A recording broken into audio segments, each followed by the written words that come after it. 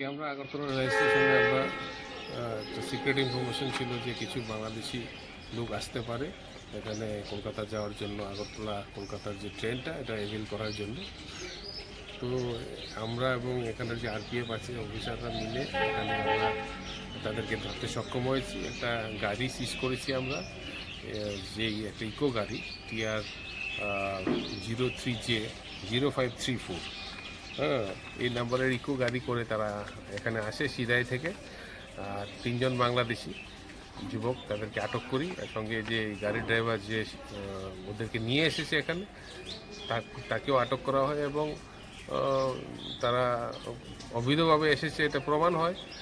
আর তাদের বিরুদ্ধে আমরা ফরেনার অ্যাক্টে কেস নিয়েছি এবং তাদেরকে আমরা কোর্টে ফরওয়ার্ড করেছি এবং আমরা এটা তদন্ত চলছে।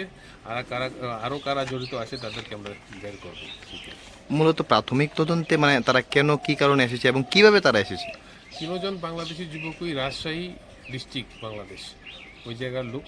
তারা এখানে এসেছে আজকে সকালেই এসেছে। তাদের বক্তব্য অনুযায়ী তারা অবৈধভাবে এসেছে। তারা বিভিন্ন ধরনের কাজের জন্য যারা যেরকম কথাবার্তা যারা ইন্টারোগেশনে বলছে প্রাথমিকভাবে এগুলি আমরা ভেরিফাই করে দেখতে হবে। হ্যাঁ, আরও অনেক কিছু থাকতে পারে যা তারা গোপন করছে। আমরা ইনভেস্টিগেশনে সব বের করব।